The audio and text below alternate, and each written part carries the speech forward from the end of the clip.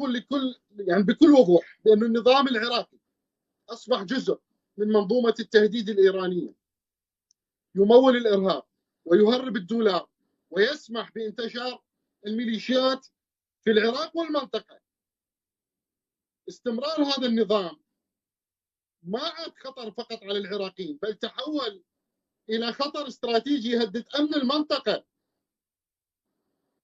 لليمن، مخاطر العراقيين صارت باليمن وبسوريا وبلبنان وحتى بأفريقيا وكل دول العالم.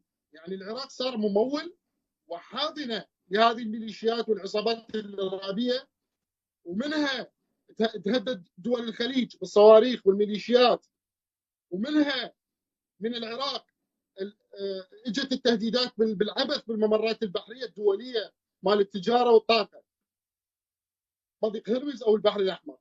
هذه المصالح الدوليه سواء للولايات المتحده او العالم اصبحت مهدده من العراق، سواء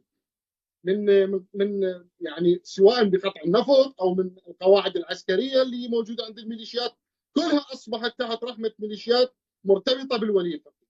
الاخطر من هذا ان النظام العراقي يعمل الان على تاسيس حرس ثوري مقنن ومؤدلج، نسخه مطابقه للحرس الثوري لكن بغطاء قانوني وبرلماني.